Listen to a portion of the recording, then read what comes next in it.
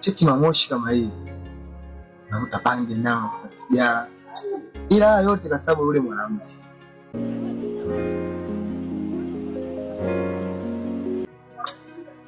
Ila ndugu yangu, ngoja nikwambie kitu. Hii dunia ni kubwa sana na wanawake wako wengi sana. Iweje yule tu akufanyia maisha yako wewe yapagawe kama hivi? Hivi mwanangu, wewe umetumwa au?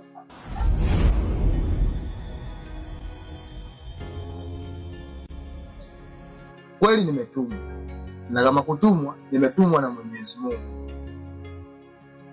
Na kama nimetumwa na Mungu, acha maneno nikwambie, napaswa maneno nikwambie na ya kuingia.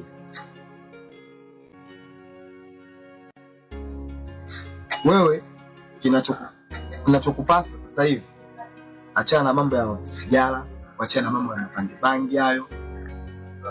Hayo mambo yalikuwa achana nayo. Unachotakiwa kufuata, swali, kwenda madrasa, wachane na masuala ya mapenzi. Yaani hao ndo unatakiwa wewe uache. Sio, umenielewa? Siwezi kuona ndugu yangu unaharibikiwa zaidi afu na kuangalia. Hiyo sio kweli na haipo akilini. Sio, umenielewa? Hicho tu ninachokwambia, afu nakwambia unaendelea kuvuta manani yako. Hebu achana na mambo kwanza.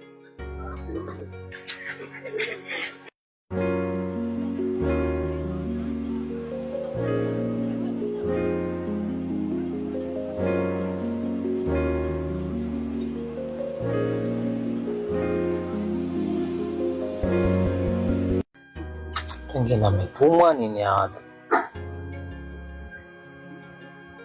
Mtu anakuta hapo kwenye stress zako, anakuja na kuvamia. Hii nchi imekuwa na uhuru sana.